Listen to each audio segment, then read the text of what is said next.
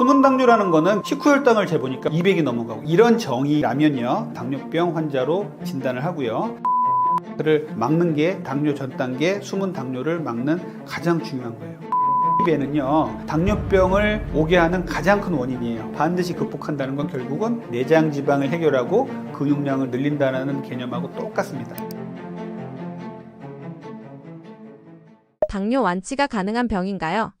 당뇨병은 완치가 가능한가요? 라는 질문에 저는 그럴 수도 있고 아닐 수도 있다라는 말씀을 드릴 수밖에 없어요. 당뇨병은요, 만약에 초기에 잘 발견을 해서 관리를 한다면 정말 완치까지도 가능합니다. 그런데 정말로 내가 약을 먹게 되고 어떤 당뇨병의 단계에 들어섰으면요, 그 단계부터는 완치가 좀 힘든 병일 수도 있어요. 우리가 흔히 만성질환 약들을 먹을 때, 고혈압, 고지혈증, 당뇨병 약을 먹을 때 이 약 먹으면 평생 먹어야 되나 이런 말씀 많이 물어보시는데 실제로 평생 안 먹어도 되는 사람도 있습니다. 자기 생활습관 관리 철저하게 하면요 초기 단계에서 끊어낼 수가 있어요. 그래서 우리가 이제 대두되는 개념이 이제 당뇨 전 단계, 뭐 고혈압 전 단계 이렇게 얘기를 하는 거예요. 당뇨 전 단계는요 한 50% 정도에서 생활습관 교정만으로 정상화가 됩니다. 그리고 완치가 가능합니다. 물론 내가 당뇨병의 가족력이 있고 당뇨 성향이 있는 사람이라면 이런 성향들은 평생 따라가는 거예요. 그런데 이런 것들을 내가 평생 생활습관을 관리하면서 당뇨병에 이르지 않게 하고 당뇨병 합병증을 얻지 않으면서 평생을 살 수가 있거든요. 당뇨병 전 단계 같은 경우는요, 저희가 이제 진료실에서 많이 보는데 환자분께 이제 당뇨병 전 단계입니다. 다이어트를 열심히 해야 됩니다. 하고서 이제 치료를 하고 보면요, 완치되는 분들 상당히 많으세요. 당뇨병은 초기 단계에서는 완치가 가능한 병입니다. 그래서 당뇨병 초기라면 이제 나 이게 당뇨병이니까 당뇨병 전 단계래 약 먹어야 된대 라고 해서 너무나 좌절하실 건 아니고요. 당뇨병 전 단계라든지 당뇨병의 아주 초기 단계에서 약 먹는 분들이라면 완치가 가능한 병이니까 그런 희망을 버리지 않으셨으면 좋겠어요. 그리고 이런 부분에 있어서 가장 중요한 거는 이제 생활 습관이죠. 내가 이제 유전력이 있다 그러면 당뇨병으로 갈 가능성이 정말 높으신 분이기 때문에 이런 분들은 정말 스스로 노력을 많이 해주셔야 되거든요. 식사와 운동, 뭐 수면이라든지 이런 생활 습관들을 꾸준히 잘 지켜주셔야 됩니다. 식후 혈당이 유독 높은 평소에 알아차리기 힘든 숨은 당뇨가 있다는데 어떤 건가요? 우리가 숨은 당뇨 얘기를 하는데 실제로 숨은 당뇨는 공식적인 의학 용어는 아닙니다. 숨은 당뇨를 당뇨 전 단계, 뭐 전 당뇨 이런 수준에서 제가 말씀을 드릴게요. 숨은 당뇨라는 거는 결국은 뭐냐면은 건강 검진 같은 데서 괜찮게 나왔어요. 공복 혈당도 괜찮고 당화혈색소도 괜찮게 나왔는데 식후 혈당을 재보니까 막 200이 넘어가고 이런 분들이 계시단 말이에요. 최근에 이제 그 혈당 스파이크라는 이제 개념들이 나오면서 많은 분들이 혈당 스파이크에 대한 이제 관심들을 많이 갖고 계신데 이렇게 혈당 스파이크가 치솟는 분들은요 숨은 당뇨의 가능성이 높으신 분들이에요. 당뇨 전 단계의 기준을 한번 말씀을 드려볼게요. 당뇨병 환자는요 공복 혈당이 126 이상인 경우가 당뇨병입니다. 그리고 정상은 100 이하예요. 그런데 100에서부터 125까지는요 전 당뇨, 당뇨 전 단계라고 얘기를 해요. 그리고 아무 때나 식사를 한 후에 혈당을 재봤을 때 200 이상이 넘어가면 당뇨병 환자로 이제 진단을 하고요. 그리고 160 이하면은 이제 정상으로 판단을 합니다. 그리고 당화혈색소라는 게 있어요. 당화혈색소는요 5.6 이하는 정상이고요. 5.7부터 6.4까지는 당뇨 전 단계, 6.5부터 이제 당뇨병 환자예요. 그래서 당화혈색소가 6.5 이상이 되는 분들은 이제 당뇨 약물을 적극적으로 처방하는 것을 고려하게 됩니다. 이렇게 당뇨 전 단계 환자는요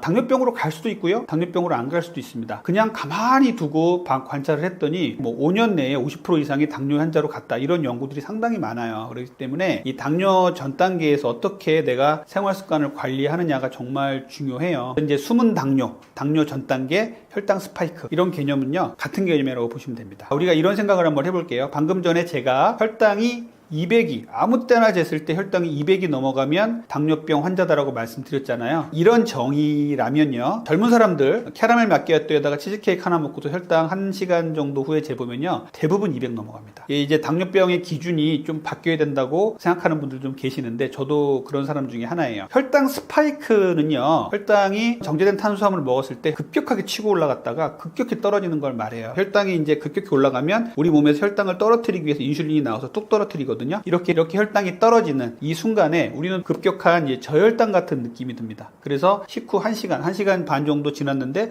갑자기 손도 떨리고 배고프고 정신도 집중력도 떨어지고 어떤 경우는 막 식은땀도 나고 짜증도 나고 이런 경우도 있어요. 이런 사람한테 초콜릿이라든지 정제된 탄수화물을 쭉 줬더니 확 살아나요. 이런 것들이 반복되는 게 혈당 스파이크거든요. 우리 현대인들에게 너무나 만연이 돼 있어요. 왜냐하면은 우리 주변에는요 정제된 탄수화물이 너무나 많이 있거든요. 빵떡면 과자, 액상과당 너무 많잖아요. 손에 잡히는 게 이런 이제 정제된 탄수화물이다 보니까 정상인 사람 20대부터 내가 당뇨병의 가능성이 없는 사람들인데도요 청소년 때부터 이 혈당 스파이크 겪는 사람들이 너무나 많습니다. 그래서 이제 요즘에는 뭐 24시간 혈당 측정기를 몸에 부착을 하기도 하고 스스로 혈당을 체크해 보시는 분도 많이 계신데 이렇게 혈당을 스스로 한번 체크를 해 보시는 건 정말 중요해요. 이 숨은 당뇨는요 중요한 이유 첫 번째는요 전당뇨, 숨은 당뇨에서는요 내가 이런 것들을 진단을 받는다면 적극적인 노력을 통해서 정상으로 끌어내릴 수가 있습니다. 정상으로 갈 수 있는 마지막 길이라고 생각하시면 돼요. 이런 숨은 당뇨의 진단을 받은 분들은요 이런 생각을 해 주셨으면 좋겠고요. 또 여기서 내가 생활을 잘못하면요 정말 몇 년 뒤에는 당뇨병 환자로 갈 수밖에 없어요. 제가 진료실에서 만나는 환자분들 중에 좀 제일 안타깝게 생각하는 분이 어떤 분들이냐면 특히 당뇨병 쪽인데요. 아무 증상도 없는데 검사를 해봤는데 당뇨 전 단계가 나왔어요. 여쭤보면 뭐 당뇨병의 가족력이 있는 분들이에요. 이런 분들한테 이제 분명히 제가 말씀을 드리거든요. 내장 비만을 잘 관리하시고 혈당을 조절을 하시는 것을 습관적으로 가지고 가셔야 당뇨병으로 안 갑니다. 라고 했는데 몇 년 뒤에 이제 오셔가 검사를 딱 해봤더니 당뇨병이 딱 진단이 되는 경우가 있거든요. 이렇게 당뇨병 약을 안 먹어도 되는 또 당뇨병으로 고통을 받지 않아도 되는 분들이 이렇게 많이 계시는데 그분들이 생활습관 교정을 못하고 아무것도 안 하면서 당뇨병으로 스스로 그 길을 가게 만드는 경우가 상당히 많습니다. 이렇게 당뇨병 전 단계는 정상으로 돌아갈 수 있는 마지막 경고예요. 요즘 검진 시즌이잖아요. 검진을 받았을 때 대사증후군 당뇨병 전 단계로 나오신 분들은 아 나 당뇨병 아니야 정상이야 라고 안심할 게 아니라 당뇨병 전 단계는 마지막 경고라고 생각하시고 정말 모든 노력을 다 기울이셔야 돼요. 당화혈색소 5.6 이하로 끌어내리시고 혈당 수준을 안정화시키시고 혈당 스파이크가 안 생기도록 노력을 해 주셔야 됩니다. 탄수화물만 줄이면 되는 걸까요? 어떤 식단을 추천하시나요? 우리가 이런 당뇨 전 단계, 숨은 당뇨를 치료하려면 식단이 가장 중요하죠. 식단 중에서 가장 중요한 것은 결국 혈당을 안정화시키는 것입니다. 그러려면 혈당 스파이크를 안 생기게 해야겠죠. 자, 혈당 스파이크가 생기는 원리는 이래요. 정제된 탄수화물이라는 얘기를 많이 하잖아요. 정제라는 말은 잘 갈아냈다는 소리입니다. 우리가 예전에 먹던 통곡류가 아니라 거친 곡물이 아니라 잘 갈아내서 현미를 잘 갈아내면 백미가 되고 백미를 또 갈고 가루를 만들면 떡이 되잖아요. 이런 떡 종류, 백미도 물론 혈당을 많이 올리지만 떡은 더 많이 올린단 말이에요. 이걸 갈아낸 미숫가루 같은 건 더 많이 올린다. 또 이런 호밀이나 통밀 같은 통곡류가 아니라 이걸 갈아내서 빵으로 만들어서 흰 빵을 만들면 엄청나게 혈당이 많이 오른단 말이죠. 이런 정제된 탄수화물을 먹으면 우리 몸에서 혈당 수준이 확 올라가게 되고 이 올라간 혈당을 이제 우리 몸의 이제 세포 수준으로 끌어내리려면 췌장에서 인슐린 분비가 갑자기 많이 됩니다. 갑작스럽게 혈당이 많이 올라가는 게 정제 탄수화물의 문제고요. 갑작스럽게 많이 올라가니까 인슐린도 갑작스럽게 많은 양이 나옵니다. 그래서 문제가 되는 거거든요. 그러면 혈당이 또 뚝 떨어져요. 그러면 혈당이 쭉 올라갔다가 뚝 떨어지고 이 떨어질 때 극심한 허기감과 이 저혈당 증상 같은 느낌이 드니까 또 먹어요. 그럼 또 올라가고 이게 하루 종일 반복되는 거거든요. 이것이 바로 혈당 스파이크고요. 이런 혈당 스파이크를 막는 게 당뇨 전 단계, 숨은 당뇨를 막는 가장 중요한 거예요. 정제된 탄수화물을 줄이고 인슐린 레벨을 정상화시키고 혈당을 많이 안 올리게 하는 식사 습관을 가지셔야겠죠. 결국은 정제된 탄수화물은 빵, 떡, 면, 과자, 액상, 과당 이런 주스를 갈아낸 것들, 과일을 갈아낸 것들 이런 것들 다 정제된 탄수화물이거든요. 이런 정제된 탄수화물을 끊는 것들이 1번이 돼야 됩니다. 두 번째는요. 단백질을 충분히 드셔야 돼요.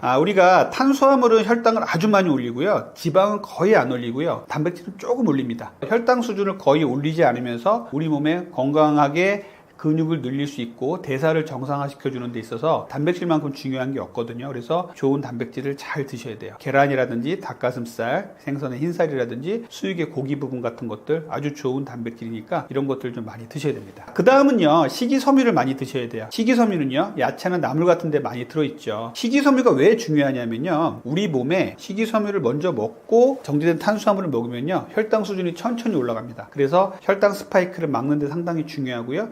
식이섬유는 장내에 들어가서 이제 위나 장에 들어가서 포만감을 주죠. 그리고 소화 속도를 늦춰줍니다. 장내에는 또 들어가면은 대장 속에서는 유익균의 먹이가 됩니다. 이렇게 섬유질은요 아주 좋은 우리 몸의 역할을 많이 하기 때문에 섬유질을 좀 충분히 잘 드셔야 돼요. 그리고 또 중요한 게 근육입니다. 근육은 이제 운동과 단백질 섭취를 통해서 늘려주셔야 돼요. 근육이 중요한 이유는요, 혈당 관리에 근육이 왜 중요해라고 생각하시는 분들 많이 계신데 근육이 정말 중요하거든요. 근육은요 혈당을 머금는 저수지라고 얘기를 해요. 우리가 비가 많이 오면은 저수지에다가 물을 모아놨다가 가뭄이 들면은 저수지에서 물을 내보내잖아요. 댐과 같은 역할을 한단 말이에요. 그런데 근육이 똑같습니다. 혈당이 많이 들어오면요 우리 근육에서 혈당을 머금었다가요 근육이 이제 혈당이 부족해지고 혈당이 몸에서 필요한 순간이 되면 근육에서 혈당을 뿜어내요. 이 역할을 하는 게 근육인데 근육이 적어버리면 혈당을 머금을 수 있는 저수지가 줄어들어요. 그러다 보면 혈당 수준이 갑자기 많이 올라가는 거죠. 요즘에 제가 이제 많이 보는 환자분들 중에 중노년 여성분들 중에서 근육이 너무 적은 이제 여성분들이 계세요. 이제 어머님들 같은 경우에 근육이 적고 단백질 섭취가 부족하신 분들이 많은데 이런 분들이 나는 당뇨 가족력도 없고 그러고 젊을 때는 아주 건강하게 살았는데 나이가 들어서 당뇨 전 단계 진단을 받았어요. 이런 분들 계시거든요. 혹은 당뇨병이 왔어요 라고 하시는 분들까지도 계신데 이런 분들 중에 많은 분들이 근육이 너무 부족하신 분들이에요. 근육은요 혈당을 머금는 저수지예요. 그렇기 때문에 근육을 정말 많이 늘려 놓으셔야 됩니다. 그리고 나이가 들면 근육을 잃지 않도록 노력을 하셔야 돼요. 이런 것들이 바로 혈당 수준을 안정화시켜주고 혈당 스파이크를 막는 중요한 생활 습관이 될 수가 있습니다. 연속 혈당 측정기 사용을 권장하시나요? 자, 연속 혈당 측정기는요 나오자마자 아마 초기에 사용한 사람 중에 제가 아마 있을 텐데 연속 혈당 측정기를 사용하면서 저 스스로도 내 몸이 혈당이 이렇게 흘러가고 있구나, 그리고 내 몸에 혈당 스파이크를 겪고 있구나라는 것을 스스로 좀 알게 되었어요. 그래서 연속 혈당 측정기를 막 이제 보급이 되면서 많은 사람들이 쓸 수가 있죠. 병원에서도 채워주기도 하지만 요즘은요 그냥 인터넷에서 사서 스스로 찰 수도 있습니다. 연속 혈당 측정기의 장점은 뭐냐면요, 손끝에서 매번 혈당을 측정하지 않더라도 내 휴대폰으로 혈당 수준이 그냥 계속 들어와요. 보통 한 보름 정도 걸쳐서 24시간 혈당을 계속 나한테 보고를 해줍니다. 그러다 보니까 내가 어떤 음식을 먹었을 때 혈당이 올라가는지, 어떤 운동을 했을 때 혈당이 떨어지는지를 스스로 알게 돼요. 스스로 먹는 것들을 조절을 하게 되고요, 또 운동도 하게 되고, 이런 이제 생활 습관을 도와주는 역할을 합니다. 혈당 스파이크가 내가 있나라고 생각이 드는 분들은 한번 차보면 좋죠. 그리고 당뇨가 있는 분들도 내가 혈당이 얼마나 조절이 되고 저혈당으로 빠지지 않는지를 한번 관찰해 볼 필요도 있기 때문에 이런 분들께는 혈당 측정기를 좀 적극 권하는 추세예요. 그런데 요즘에 이제 혈당 측정기가 너무 보급이 많이 되다 보니까 부작용도 좀 생기고 있어요. 소위 말하는 혈당 다이어트라는 것이 이제 혈당 측정기를 몸에 차고서 내가 먹는 음식을 조절하겠다, 내지는 혈당 측정기를 차지 않더라도 먹는 음식 중에서 혈당을 조절하겠다, 이런 분들이 많이 계신데, 이 중에 이제 혈당 측정기를 이제 몸에 부착을 하고서 이 혈당에만 되게 강박적으로 매달리는 분들이 계십니다. 자, 우리가 혈당이 다이어트에 중요하고 건강에 중요하긴 하지만 혈당이 모든 것을 또 관장하는 건 아니란 말이에요. 그리고 단백질과 지방, 미네랄이라든지 미량 원소도 상당히 중요한데 오로지 혈당만 바라보는 분도 계세요. 그리고 이런 것들을 바라보면서 혈당이 막 조금만 올라가도 막 큰일 난 것처럼 생각하시는 분도 계시거든요. 이렇게 혈당 수준에 너무 얽매이실 필요는 없습니다. 내가 혈당 수준이 잘 조절이 되다가 한번 어떤 회식 같은 게 있어서 먹었는데 180 이상 넘어갔다고 막 너무 막 전전긍긍하고 불안해가지고 병원에 찾아오시는 분도 계신데, 이럴 수 있어요. 현대인들은 되게 흔히 겪는 일이거든요. 그런데 이렇게 한두 번 겪었다고 큰일 나는 거 아니니까, 또 다음 식단부터 잘 조절하면 되는 거니까 너무 걱정하실 필요는 없고요. 내가 너무나 이런 강박적으로 혈당을 조절하고 있지 않나를 돌아보셔야 됩니다. 이런 분들은 오히려 혈당 측정기 사용하지 않으셨으면 좋겠어요. 오히려 이렇게 혈당 측정기를 착용하는 것이 부작용으로 생기는 경우가 좀 있어요. 이런 분들이 계시고, 이 혈당만 바라보게 되면요 탄수화물에만 오로지 매달려서 단백질 섭취라든지 이런 것들을 등하시는 분도 계십니다. 그래서 혈당 측정기는 이렇게 장단점이 있는 거예요. 병원에서 의사하고 잘 상의를 해서 측정해 보시면 좋겠고, 그것들을 의사가 데이터를 보고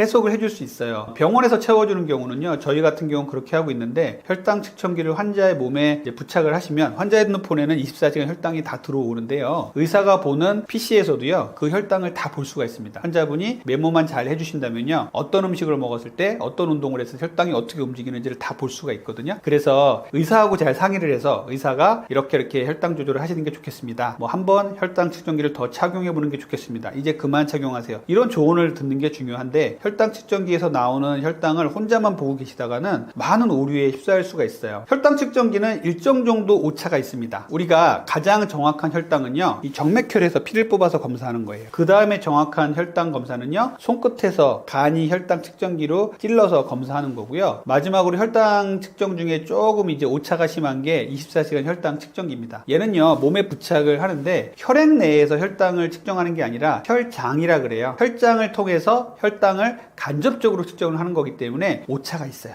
약간의 오차가 있기 때문에 우리가 이것을 보고서 정확하게 이게 혈당 측정기가 아주 정확하다라고 판단을 하시면 안 됩니다. 내가 혈당 측정기를 차고서 봐야 될 것들은요, 혈당의 추세예요. 리듬, 이런 것들을 보셔야 돼요. 밤사이에 내 혈당은 어땠는지, 그리고 내가 이 음식을 먹었을 때 혈당이 어느 정도 올라가는지, 내가 운동을 했을 때 혈당이 어느 정도 떨어지는지를 스스로 관찰해 보는 게 중요하거든요. 이러한 그 추이를 관찰한다는 측면에서는 24시간 혈당 측정기가 좋은 역할을 할 수 있지만, 아주 정밀하게 정확하게 혈당을 보실 분들에게는 혈당 측정기가 또 불필요한 경우도 있습니다. 그렇기 때문에 24시간 혈당 측정기는 불필요하다, 필요하다, 이것이 아니라 각자의 상황에 맞춰서 잘 사용하는 거, 올바로 사용하는 거, 그리고 자기가 잘 모르겠고 혹시라도 내가 너무 강박적으로 생각하고 있다면 이것들을 의사하고 같이 상의해서 착용해서 관찰하는 것이 훨씬 더 중요하다고 생각합니다. 평소 운동은 어떻게 해야 하나요?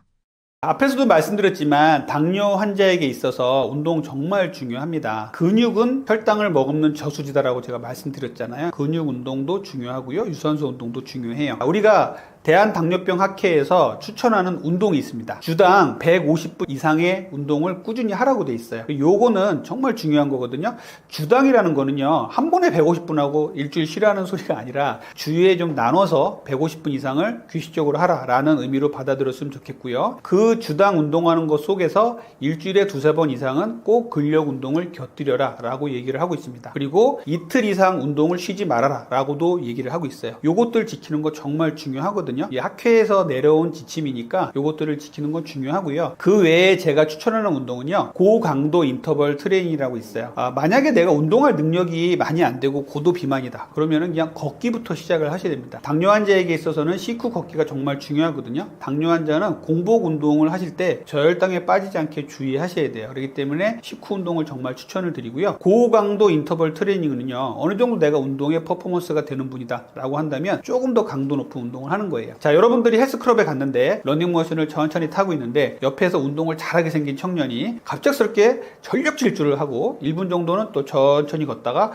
또 전력 질주를 하고 이렇게 해서 5번 운동하고 운동 끝 하고 내려가는 거 보신 적 있으신가요? 이게 바로 고강도 인터벌 트레이닝입니다. HIIT라고 하거든요. 어떤 운동을 하실 때 불완전 휴식을 취하고 최대 강도로 끌어올려서 운동을 하고 이것들을 1분이나 30초 간격으로 번갈아서 하시고요. 요거를 횟수를 5번에서 10번 정도만 하시면 1시간 정도 한 운동만큼의 강도의 효과를 본다라는 것이 바로 고강도 인터벌 트레이닝이거든요. 이 고강도 인터벌 트레이닝은요, 우리 몸의 그 미토콘드리아에서부터 우리 세포를 깨워주고요. 그리고 우리 몸의 대사를 증진시켜주고 다이어트에도 좋고 당뇨에도 좋다고 돼 있어요. 여기서 나온 운동이 뭐 타바타라든지 이런 운동들이 여기서 나온 겁니다. 그런데 이제 이런 운동들은 조금은 이제 운동을 충분히 할 수 있는 능력이 되시는 분들이 하셔야겠죠. 너무 준비 없이 운동하시면 안 됩니다. 예를 들어서 계단 운동을 하실 때 3, 4층은 전력 질주로 올라가시고요. 3, 4층은 천천히 걸어 올라가시고요. 쉬지 않고 하셔야 돼요. 이렇게 할 수 있는 분들이 있다면 기본적으로는 천천히 걸어서 15층 이상 계단을 올라갈 수 있는 능력이 되시는 분들이 하셔야 된다는 말씀을 드리는 겁니다. 고강도 인터벌 트레이닝은요, 어느 운동에든 접목시킬 수가 있어요. 뭐 걷기에도 할 수가 있고요, 고정식 자전거 타기도 할 수 있고요, 수영에도 할 수가 있습니다. 조깅에도 할 수 있고요. 여러 운동들에서 이 고강도 인터벌 트레이닝이라는 이 운동 방법을 접목을 시켜서 하시면 좋겠고요. 그 외에도 제가 추천하는 음식은 앞에서도 말씀드렸지만 내가 운동을 해본 적도 없고 운동에도 관심이 별로 없었던 사람이다 라면은 식후 걷는 것부터 추천드려요. 걷는 건 정말 제한이 없잖아요. 비만 오지 않는다면 그냥 운동화 신고 나가서 걸으면 되니까. 식후에 걸으라는 이유는요, 식후에 걸으면요, 식후라는 시간은요 혈당이 올라갈 수밖에 없는 그런 상황이잖아요. 그런데 식후에 걷게 되면은요 혈당이 올라가다 딱 멈춰요. 그러다가 쭉 유지하다가 운동을 충분히 하고 나면 뚝 떨어지거든요. 이렇게 해서 식후의 걷기 운동은 혈당을 안정화시키고 다이어트를 하는데 되게 중요합니다. 그런데 이제 식후 걷기 운동이 너무 편안한 운동이다 보니까 환자분들이 식후 걷기 운동이 된다면 그 뒤에서부터는 이런 운동 강도를 좀 올리셔야 됩니다. 근력 운동도 해주셔야 되고요. 식후 걷기가 된다면 좀 더 빠른 속보 운동을 해주시고, 그 다음에 러닝이라든지 계단 오르기 이런 운동도 좋은 운동이니까 이렇게 운동의 강도를 조금씩 올려간다고 이렇게 생각해 주시면 좋겠습니다.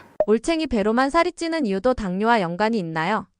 올챙이 배, 이거는 당뇨하고 100% 연관이 있습니다. 앞에서 제가 여성분들이 폐경기가 되시면 내장 지방이 갑자기 증가한다고 말씀드렸잖아요. 이러면서 당뇨병으로 진행하시는 분들이 상당히 많거든요. 젊은 시절에 내장 지방이 없는 피하 지방만 있는 경우에는요, 당뇨병이 생기는 경우가 거의 없어요. 혈당에 문제가 생기는 것이 바로 이 올챙이 배, 복부 비만, 그 속에는 이제 내장 지방이 있는 거죠. 내장 지방은 이 내장 사이사이에, 장각막 사이에 껴있는 지방입니다. 이 지방은요, 그냥 공간을 차지하고 있는 덩어리가 아니라 여기서 많은 호르몬 물질들, 사이토카인들을 분비해요. 이 물질들이 혈관을 타고 다니면서 온갖 나쁜 일을 다 합니다. 혈관에 들어가서는 혈관을 좁게 만들고 혈관에 기름기를 끼게 만들어서 고콜레스테롤 혈증, 그 다음에 죽상경화증, 동맥경화를 만들게 되고요. 간에 가서 침착이 되면 지방간을 만들게 되고 온갖 고혈압, 당뇨, 고지혈증, 지방간을 다 만듭니다. 그래서 거기서부터 시작되는 게 인슐린 저항성이 생기고 대사에 문제가 생기고 이제 당뇨병이 생기기 시작하는 거예요. 올챙이 배는요, 당뇨병을 오게 하는 가장 큰 원인이에요. 보통 올챙이 배 그러면은 이제 그냥 우리 흔히 얘기할 때 팔다리는 가는데 배만 볼록 나온 사람을 얘기하잖아요. 이 올챙이 배는요, 근육이 적다는 것도 암시를 하는 거기 때문에 근육이 적으면 당연히 혈당이 또 조절이 잘 안 되겠죠. 이 배만 나온 현대인들은 혈당 조절이 안 되는 게 상당히 많은 문제가 될 수가 있습니다. 올챙이 배는 반드시 극복을 해 주셔야 돼요. 올챙이 배를 극복한다는 건 결국은 내장 지방을 해결하고 근육량을 늘린다는 개념하고 똑같습니다. 올챙이 배를 해결하시는 것, 당뇨를 해결하는 것과 똑같다라는 말씀을 드리겠습니다. 평소에 당뇨를 예방하기 위해 꼭 지키시는 생활 원칙이 있으신가요? 솔직히 말씀드리면 저는 저희 아버님이 당뇨세요. 그래서 저는 당뇨병 가족력이 있습니다. 저도 복부 비만, 내장 비만이 생기면서 당뇨 전 단계까지 간 적이 있었고요. 당뇨 전 단계를 어떻게 해결할까를 고민하다가 이런 유튜브도 참여하게 되었습니다. 이렇게 당뇨를 예방하는 방법들을 공부를 많이 하면서 현대인들은 당뇨로 갈 수밖에 없는 환경이 상당히 많잖아요. 그 상황 속에서도 가장 중요하게 생각한 것이 바로 규칙적인 생활이에요. 규칙적인 생활 그러면 좀 애매한데 제가 제일 중요하게 생각하는 게 규칙적인 시간에 식사를 하시는 거를 꼭 말씀을 드립니다. 그래서 아침, 점심, 저녁 세 끼를 내가 먹는다면 되도록이면 같은 시간에 식사를 하시는 게 중요하고요. 그 외의 시간에는 간식이나 야식은 먹지 않는다. 이런 생활 습관을 지키는 게 정말 중요해요. 왜냐하면요, 우리 몸에는 이제 인슐린을 나오게 하는 조직이 이제 췌장이잖아요. 췌장을 쉬게 하는 게 우리의 목표예요. 그게 당뇨병으로 안 가는 가장 큰 이제 목표가 되어야 됩니다. 그런데 우리 동양인들은, 우리 한국인들은요, 전 세계적으로 췌장이 작기로 유명하고요, 췌장 기능이 떨어져 있기로 유명합니다. 같은 체구의 동서양인을 비교해 봤더니요, 동양인이 같은 체구인데도 췌장이 작아요. 그런데 그 동양인들 중에서도 우리 한국 사람이 췌장이 워낙 더 작아요. 거기서 췌장에 또 기름기까지 끼어 있어요. 췌장 기능이 다른 사람들보다, 다른 민족들보다 떨어져 있습니다. 이런 분들이 아무 때나 먹고 지금같이 정제된 탄수화물이 넘쳐나는 시기에 아무 때나 간식을 먹고 아무 때나 야식을 먹는다 한다면은 혈당 수준이 막 왔다 갔다 하겠죠. 오르락내리락 혈당 스파이크가 생긴단 말이에요. 그러면은 췌장이 일을 많이 해서 인슐린을 뿜어낼 수밖에 없잖아요. 그런데 하루에 3끼만 딱 먹으면 어떻게 되냐면요, 췌장이 아침, 점심, 저녁에 일을 딱 해서 인슐린을 내보내고요, 그 다음에 쫙 쉽니다. 밤 사이에는 정말 편하게 쉽니다. 이렇게 해서 내 췌장을 최대한 오래오래 쓸 수 있도록 만들어야 돼요. 그런데 요즘에 정말 안타까운 게 그 젊은 어린이부터 해가지고 뭐 탕후루, 마라탕부터 해서 온갖 그 달콤한 음식들에 길들여서 정제탄수화물에 길들여서 사는 현대의 이 소아 청소년들이 너무나 췌장 기능을 많이 쓰고 있는 거예요. 그러다 보면요, 가뜩이나 우리 민족은 췌장이 적게 태어났는데 20, 30대가 돼버리면요, 췌장 기능이 거의 바닥이 납니다. 췌장이 일을 못하면 인슐린 분비가 잘 안 되는 거죠. 그러면 결국은 그때 당뇨병이 오는 거예요. 그러면 평생 인슐린을 맞고 살아야 될 수도 있다는 거죠. 우리가 이 내장 지방을 빼고 당뇨를 조절하는 데 있어서 규칙적인 생활만큼 중요한 게 없다는 생각을 저는 하게 됐어요. 그래서 규칙적으로 일어나시고 규칙적으로 식사 시간을 꼭 가지시고 이 식사 시간 이외에는 다른 간식이나 야식은 먹지 않는다라는 원칙을 꼭 지켜주시고요. 그렇다면 식사 시간을 잘 잘 활용해서 충분한 단백질과 섬유질을 잘 챙기셔야겠죠. 통곡류도 잘 먹고요. 그리고 야식은 먹지 말고 같은 시간에 잠을 자고 숙면을 취한다. 이렇게 규칙적인 생활을 잘 해주셔야 돼요. 이게 불과 50년 전만 해도 우리가 해왔던 습관 중에 되게 많이 있었어요. 아침, 점심, 저녁을 같은 시간에 먹고 밤에는 9시만 되면 아이들은 자라고 TV 방송에서 나왔단 말이에요. 그런데 지금은 아이들도 새벽까지 공부하고 학원 다니다가 늦게 밥을 먹고 잡니다. 이렇게 생활하다 보면요, 이제 췌장 다 망가지는 거예요. 그러면은 젊은 나이에 당뇨가 올 수밖에 없습니다. 이런 환자분들을 저는 비만 클리닉에서 너무너무 많이 보고 있어요. 20, 30대에 벌써 당뇨가 왔어요. 이런 분들은요, 나중에 40, 50대가 되면 이제 당뇨 합병증으로 너무나 큰 고통에 시달릴 수밖에 없거든요. 그렇기 때문에 지금 제가 가장 중요하게 말씀드리고 싶은 거는요, 규칙적인 생활을 하시고 규칙적인 식사 시간을 갖자라는 말씀을 마지막으로 드리겠습니다. 인식과 다르게 의외로 당뇨에 좋은 음식이 있나요? 사람들이 당뇨 관리할 때 정말 많이 놓치는 부분이 있어요. 다들 혈당 올리는 음식만 조심하면 된다 이렇게 생각을 하시는데 저는 오히려 그 반대라고 말씀드리고 싶어요. 혈당을 방어해주는 음식, 그러니까 먹었을 때 췌장이 편해지고 몸에 염증이 낮아지는 음식들이 분명히 있다라는 거예요. 그런데 이게 너무 흔하고 너무 평범해서 심지어 반찬 정도로만 취급을 받다 보니까 대부분 이게 얼마나 당뇨에 좋고 혈당에 좋고 혈관에 좋은지 그 가치를 모르고 그냥 지나치는 경우가 많다는 거죠. 그래서 이번에는 당뇨 23년 차인 저희 어머니께서 직접 저에게 추천을 해주신 음식들 4가지만 소개를 해드릴게요. 첫 번째는 무청과 연근입니다. 무청은 무청 시래기라고도 하죠. 무보다 영양이 5배 이상 많은데 혈당을 천천히 쓰게 만드는 식이섬유가 진짜 풍부합니다. 그래서 저희 어머님 같은 경우는 무청을 제철일 때 많이 사다 놓으셨다가 이거를 냉동실에 얼려두세요. 그리고 밥을 할 때 조금씩 넣어서 무청 시래기 밥을 해 드시거나 무청 나물 무침도 해 드시고 또 이제 시래기 국이나 이런 걸로도 많이 활용을 하세요. 저한테 무청 시래기 밥을 먹었더니 혈당이 많이 안 오른다, 이거 꼭 소개를 해줘라 라고 하셔가지고 오늘 이 영상에서 말씀을 드리게 됐고요. 또 그리고 연근에 끈적한 성분이 있거든요. 이 떫은 성분이 위를 보호해주기도 하고 혈당이 흡수되는 속도를 늦춰줘서 식사 후에 혈당이 급하게 오르는 걸 많이 줄여주는 역할을 합니다. 그래서 무청과 연근 너무 좋은 음식이다 추천드릴 수 있고요. 두 번째는 깻잎입니다. 다들 고기 드실 때 향이 좋아서 쌈채소로만 많이들 드시는데요. 이게 당뇨를 보는 제 관점에서는 완전히 좋은 음식, 정말 기적 같은 음식이다 라고도 할 수 있습니다. 깻잎 안에 로즈마린산이라는 성분이 들어있는데요. 이 성분이 인슐린을 분해하는 췌장의 베타세포를 보호하고 염증을 낮춰준다고 합니다. 실제로 서울대 연구에서는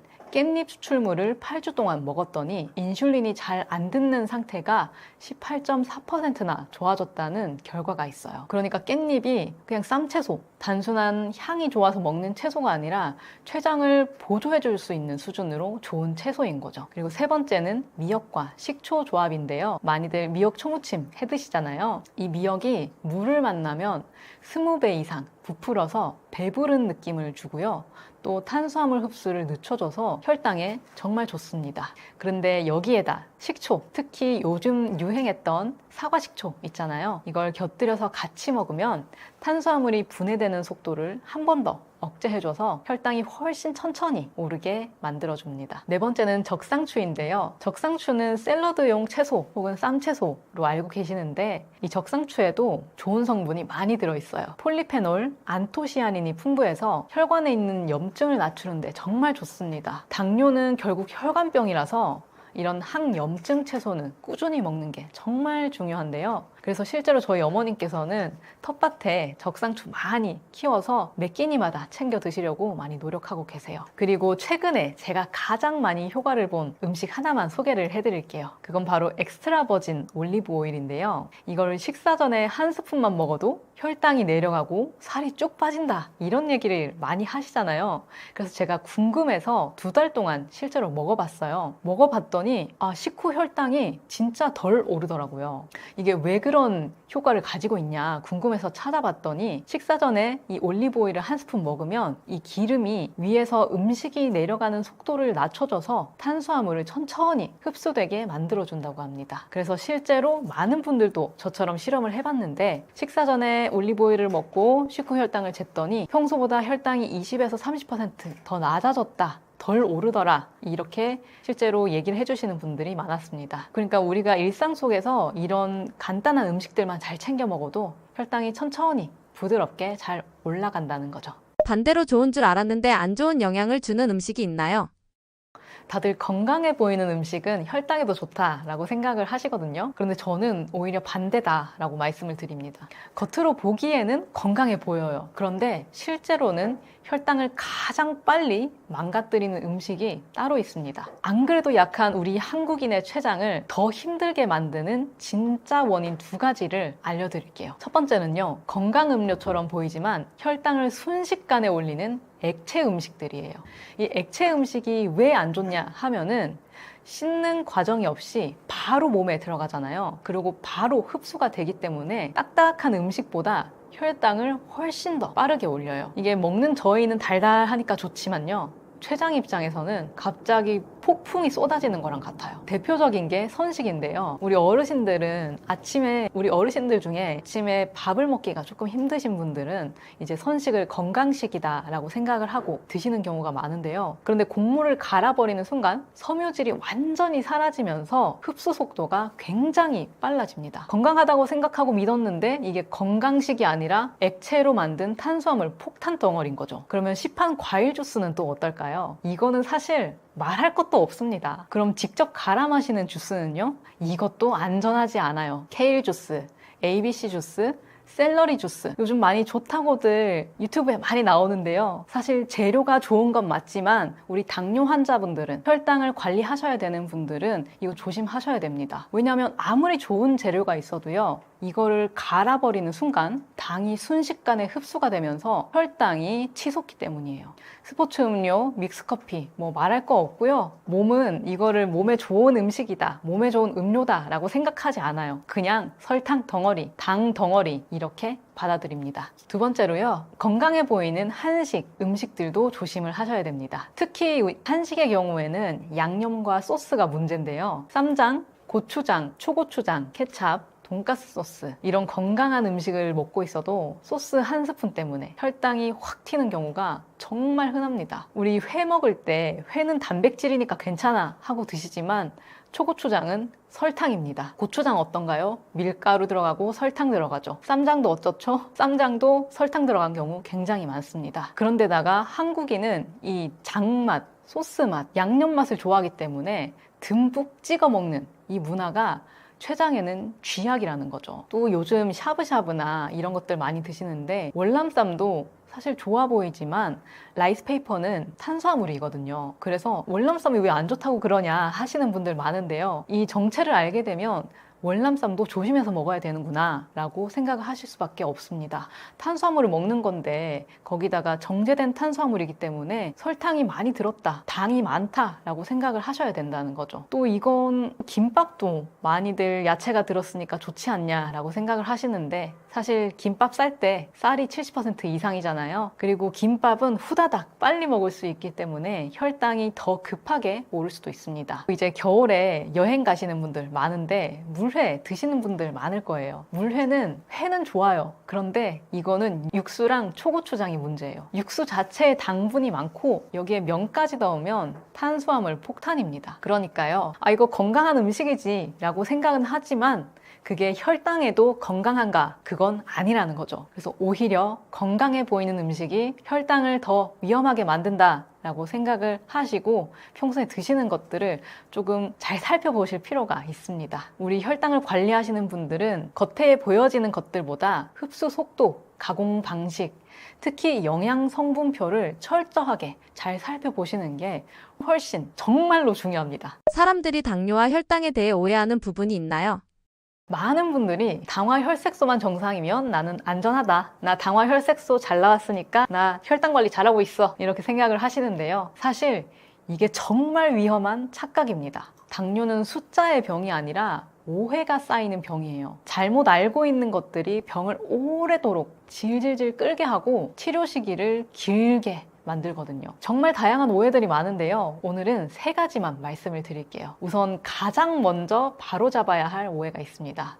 바로 혈당이 조금만 올라가도 큰일 난다. 그 불안감이에요. 많은 분들이 식후 혈당 수치에 너무 집착해가지고 하루 종일 스트레스를 받아요. 그런데 솔직히 말하면요. 살아있는 사람이라면 내가 무언가를 먹긴 했다면 누구나 오르내리는 게 정상이잖아요. 그 숫자 하나가 문제가 아니라 높아진 혈당이 얼마나 오래 유지되는가, 그리고 그 과정에서 혈관이 얼마나 손상되느냐, 그게 핵심이에요. 당뇨는 고혈당이 병이 아니라 혈관이 공격당하는 병이다. 이거를 확실하게 아셔야 합니다. 그리고 2번째 오해는 바로 나는 당화혈색소만 좋으면 괜찮다라는 믿음입니다. 당화혈색소는 지난 2-3개월 평균 혈당을 보여주는 거잖아요. 그래서 중간에 혈당이 160, 180, 200 이렇게 출렁출렁여도 이거를 잡아내지는 못합니다. 겉으로는 정상처럼 보이고 실제로 보면 수치가 잘 나오니까 아, 나는 건강하나 보다 라고 생각을 하지만 실제로 몸속에서는 전쟁터일 수도 있어요. 혈당이 폭발하고 인슐린 많이 나오고 췌장이 계속 과로를 하고 있을 수도 있는 거죠. 그래서 당화혈색소만 좋다고 해서 혈당 스파이크가 없다라는 의미는 절대 아닙니다. 3번째로 정말 흔한 착각이 있는데요. 나는 마른 체질이니까 당뇨란 상관없다. 이겁니다. 많은 분들이 정말 이렇게 믿고 계세요. 정말 놀라운 게요. 한국인 당뇨의 절반은 마른 당뇨라는 거예요. 한국인은 원래 췌장이 작고 인슐린을 만드는 능력도 서양인보다 36%나 낮거든요. 그래서 체중이 조금만 늘어도, 스트레스만 받아도, 잠을 하루만 못 자도 혈당이 금방금방 튀게 됩니다. 몸무게가 적다고 안전하다? 아, 절대 아니라는 거죠. 그래서 당뇨에 대해서, 그리고 혈당에 대해서 많은 분들이 가지고 있는 가장 큰 오해가 뭐냐라고 하면은 혈당 숫자만 잘 관리하면 된다, 이 생각입니다. 근데요, 한국인의 당뇨는 단순히 숫자의 문제는 아닙니다. 훨씬 복잡하고 훨씬 많은 문제 요소들을 가지고 있어요. 음식뿐만 아니라 췌장, 인슐린, 혈관, 염증, 간, 심장 등 모든 것들을 잘 관리를 해줘야 돼요. 그러니까 훨씬 복합적이고 종합적인 문제라고 봐야 한다는 거죠. 그래서 이 모든 부분들을 하나씩 바로잡을 생각을 하지 않고 아, 혈당 높다, 혈당 낮다, 이건 혈당에 좋대, 이런 것만 쫓아다니다 보면요, 정말 중요한 건 놓치고 결국에는 그냥 매번 걱정만 하게 되는 일상을 보내게 될 수도 있습니다. 그래서 저는 항상 이렇게 말씀을 드려요. 당뇨는 절반이 오해에서 시작되고 오해를 바로잡는 것만으로도 절반 이상 좋아질 수 있다라고요. 과당이 다이어트에 더 해로운 이유는 무엇인가요?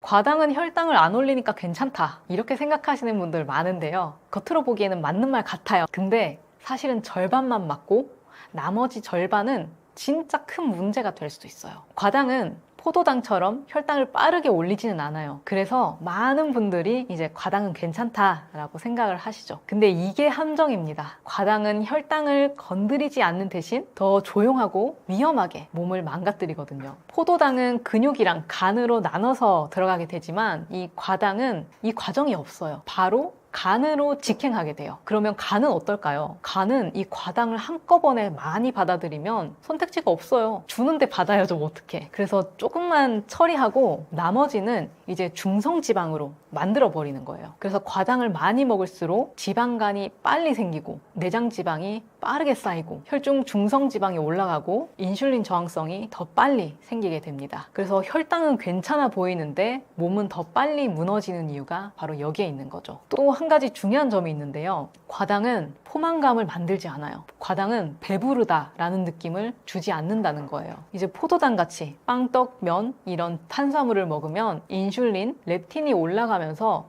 아, 배부르다, 뭐가 들어왔네, 이런 신호를 뇌가 받게 되거든요. 그러면 이제 배가 부르니까 그만 먹어야지, 이런 생각을 하게 되는데 과당은 칼로리는 많은데, 들어온 양은 많은데, 그런데도 이 신호가 안 가요. 그러니까 배가 부르다 이런 것들을 느끼지 못하니까 더 먹게 되고, 아, 더 먹어도 되겠지, 아직 많이 안 먹었으니까 더 먹어도 되겠지 하면서 과식하게 되고, 그러다 보니까 지방이 축적이 되고 그게 당뇨 전 단계의 출발점이 되는 거죠. 특히 아직도 많은 분들이 말린 과일도 과일이니까 괜찮다 이렇게 생각하고 드시는데요.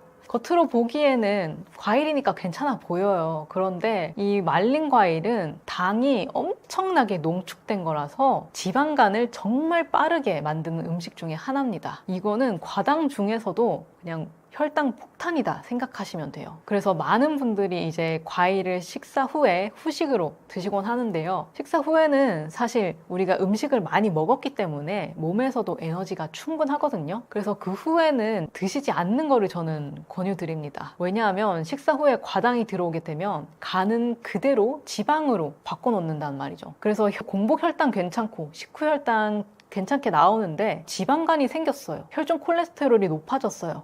이렇게 말하는 이유가 바로 이 이유일 수도 있는 거예요. 이런 분들은 특히 이제 식사 과일, 말린 과일 이런 것들을 꾸준히 드시면 지방간이 자꾸 쌓이게 될 수 있습니다. 정리하자면 단맛과 혈당에 대한 가장 큰 오해는 혈당만 안 올리면 괜찮지 라는 생각인 거예요. 그런데요, 이 대사 건강, 이 당뇨는 혈당 숫자 하나로 결정되지 않아요. 과당은 혈당을 올리지 않으면서도 혹은 올릴 수 있음에도 지방, 간, 인슐린, 장내 미생물까지 몸 대사를 전체적으로 무너뜨릴 수 있기 때문에 가장 조용하면서도 가장 위험한 요소라고 볼 수 있는 거죠. 그래서 저는 이렇게 말씀드리고 싶어요. 그러면 과일을 못 먹는 거예요? 당뇨 환자는 먹지 말라는 거예요? 저는 혈당이 걱정되지만 과일 좋아하는데 먹지 말라는 거예요? 이렇게 생각하실 수도 있는데요. 정 드시고 싶으시다면 저는 식사 후가 아니라 운동 전이나 운동 후에 적정량을 드셔라 라고 말씀드리고 싶습니다. 그래서요, 단맛이 나는 과일 무조건 나쁘다 라고 보지 마시고요. 단맛이 지금 어디로 가고 있을까? 간으로 갈까? 아니면 근육으로 갈까?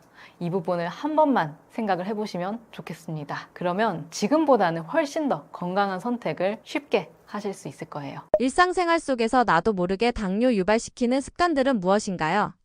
많은 분들이 당뇨를 갑자기 찾아오는 병이다 이렇게 생각을 하시거든요. 어느 날 갑자기 혈당이 올랐다, 갑자기 당뇨가 생겼다 이렇게 느끼시는데요. 사실 그렇지 않습니다. 당뇨는 어느 날 갑자기 생기는 병이 아니라요, 우리가 일상에서 무심코 반복해온 작은 습관들, 그게 몇 년 동안 혹은 몇십 년 동안 계속 쌓이면서 췌장이 조금씩 지쳐버린 결과예요. 특히 한국인은 원래 췌장 기능이 서양인보다 훨씬 약해요.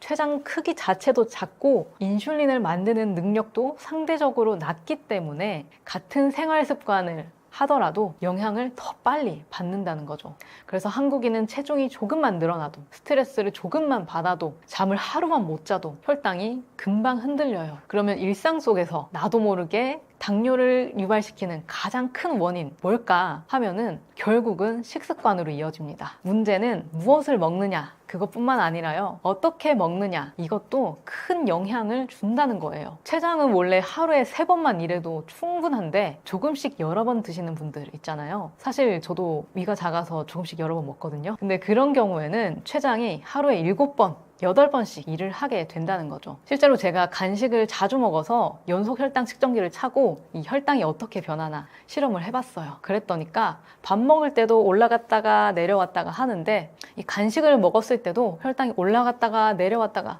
정말 쉬지 않고 계속 오르락 내리락 하더라는 거예요. 이걸 보면서 혈당 관리 진짜 잘 해야겠다라는 생각이 들더라고요. 그러니까 간식을 자주 먹으면 하루 종일 나도 모르게 췌장을 괴롭히고 있는 거예요. 그러니까 췌장이 더 빨리 지칠 수밖에 없는 거겠죠. 게다가요, 제가 잠을 또 잘 못 자는 날이 있었어요. 그리고 일이 너무 많아서 스트레스를 엄청 받았던 적도 있었거든요. 그랬더니 그 다음날 공복 혈당도 그렇고 식후 혈당도 그렇고 완전 불안정하게 나오더라고요. 특히 11시 이후에 자거나 한 6시간 이상 잠을 못 자게 되면 이게 혈당이 훨씬 더 많이 튀더라고요. 왜냐하면 스트레스 호르몬인 콜티졸이 올라가면서 인슐린이 잘 안 듣게 되기 때문이에요. 그래서 많은 분들이 스트레스 받으면 혈당 떨어진다 뭐 이렇게 얘기하지만, 스트레스 받으면 혈당 오르고요, 공복 혈당도 오르고요, 혈당 스파이크도 훨씬 쉽게 옵니다. 그래서 밥도 잘 챙겨 먹어야 하고 잠도 잘 자야 하고 운동도 열심히 해야 합니다. 당뇨 환자에게 비교적 괜찮은 과일은 무엇이 있나요? 당뇨 23년 차인 저희 어머님께서도 괜찮다라고 얘기하는 과일들 대표적으로 4가지만 알려드릴게요. 첫 번째는 베리류입니다. 딸기, 블루베리는 혈당 부하 지수가 정말 낮고요. 식이섬유도 풍부해서 혈당이 천천히 오릅니다. 특히 블루베리는 안토시아닌이라는 항산화 성분이 많아서 대사 건강에도 도움이 되는데요. 당뇨 23년 차인 저희 어머님께서도 맘 편히 드시는 과일 중에 하나예요. 이거는 평소보다 조금 많이 먹어도 혈당이 괜찮더라 이렇게까지 얘기하시는 정말 좋은 과일 중에 하나인 것 같습니다. 그리고 두 번째는 사과예요. 사과는 혈당 지수가 생각보다 높지는 않은데요. 특히 껍질에 있는 폴리페놀, 펙틴이라는 성분이 당이 흡수되는 속도를 늦춰주기 때문에 껍질째 드시는 게 정말 좋습니다. 그리고 요즘 땅콩버터랑 사과를 같이 드시는 분도 많은데요. 실제로 그렇게 드시면 혈당 방어에도 도움되니까 아침에 드시는 분들 같은 경우에는 땅콩버터랑 같이 드시면 더 좋을 것 같습니다. 그리고 세 번째는 그린 키위입니다. 그린 키위는 혈당 지수도 낮고 비타민 C와 마그네슘이 풍부해서 혈당을 안정적으로 유지하는데 도움이 됩니다. 마지막으로 조금 의외지만 바나나가 있어요. 바나나도 혈당이 천천히 올라가는 과일인데요. 다만 조심하셔야 될 거는 잘 익은 바나나, 반점이 생기기 시작한 바나나는 당도가 높기 때문에 혈당을 관리하시는 분들은 덜 익은 초록빛을 띠는 그런 초록 바나나가 훨씬 좋습니다. 저항성 성분이 많아서 배부른 느낌도 좋고 혈당도 안정적으로 나오거든요. 실제로 저희 어머님께서 추석 때 이제 운동을 할 거라고 운동 전에 갈색 반점이 생긴 바나나를 한 개 먹었는데 그때 일이 있어서 운동을 못 하셨어요. 그랬더니 혈당이 200 이상 막 치솟는 거예요. 그래서 그 이후에 그래서 바나나는 무조건 덜 익은 걸 먹어야겠다 이렇게 말씀 주셨던 기억이 납니다. 여기까지는 이제 어떤 과일을 먹을까의 기준을 말씀드렸고요. 그런데 이제 이 과일을 혈당 안 올리니까 좋으니까 마음껏 드시면 안 되겠죠. 또 적정한 양이나 어떻게 먹느냐에 따라서 혈당이 달라질 수도 있으니까 이제는 이 부분에 대해서 말씀을 드릴게요. 첫 번째는 과일은 무조건 통째로 드셔야 됩니다. 주스로 갈아버려서 액체로 드시게 되면요. 식이섬유가 다 파괴돼서 혈당이 순식간에 오릅니다. 두 번째는요, 양 조절이 정말 중요해요. 어떤 과일이든지요, 종이컵 1컵 혹은 반컵 분량으로 양을 조금씩 천천히 늘려가시는 걸 권유드립니다. 그리고 세 번째는 과일만 단독으로 먹지 않는 게 핵심이에요.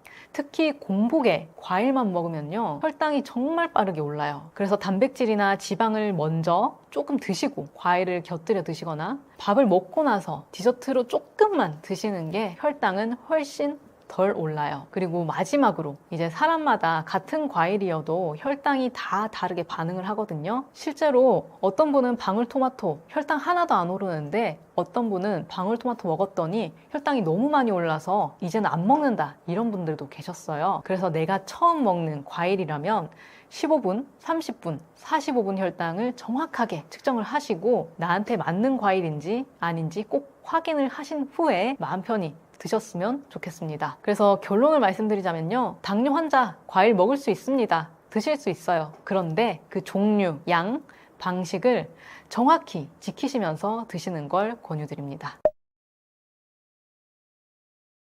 저는 당뇨 23년 차인 엄마와 함께 실제로 어떻게 먹고 얼마나 먹고 그리고 무엇 때문에 혈당이 오르는지 고민하는 분들을 위한 콘텐츠를 만들고 있는 당뇨딸인데요. 저희 어머니께서 처음 당뇨를 진단받았을 때가 벌써 23년, 24년이 다 됐어요. 그때는 지금처럼 이렇게 유튜브도 없었고요. TV에서 당뇨 조심해야 된다 이런 얘기도 거의 없었어요. 그래서 병원에 가도 당뇨니까 밥 줄이세요. 운동 열심히 하세요. 이게 저희 엄마가 들을 수 있는 말의 전부였어요. 그래서 엄마는 의사 선생님 말만 듣고 밥은 거의 안 드셔서 저혈당이 와서 거의 쓰러질 뻔한 적도 많았고요. 새벽 4시에 농사일 나가시면서도 운동하라니까 운동해야지 하면서 진짜 악으로 깡으로 운동하셨던 적도 많았습니다. 제가 그 사실을 나중에 알고 정말 많이 울었어요. 너무 속상하더라고요. 그리고 그때 알게 됐죠. 혈당 관리는 의지로 한다고 해서 되는 게 아니구나. 이거는 방법의 문제구나. 그래서 저는 지금도 계속 직접 실험을 하고 논문도 찾아보고 이렇게 열심히 공부도 하고 있어요. 실제로 당뇨 관리하시는 분들이 많이 이렇게들 말씀을 하세요. 먹고 싶은 것도 못 먹고 이렇게 살아서 뭐 하냐. 차라리 죽는 게 낫다. 정말로 이렇게 말씀을 하시는데요. 그 마음 저도 이해는 합니다. 매일매일, 매번, 매 식사마다 조절하고 참아내는 건 정말 지치거든요. 근데요, 제가 혈액투석실에서 근무를 하면서 깨달은 게 있습니다. 건강관리를 포기하시는 분들은 정말로 나중에는 결국 많은 걸 포기하게 되더라고요. 병원을 다니느라, 합병증을 관리하느라 정작 하고 싶었던 일들을 못 하시더라고요. 반대로요, 완벽하지는 않아도 꾸준히 혈당을 관리하신 분들은 나이 들어서도 여행을 다니고 손주랑 놀고 또 좋아하는 취미도 열심히 이어가시더라고요. 그래서 저는 이 영상을 보시는 분들께 이렇게 말씀드리고 싶어요.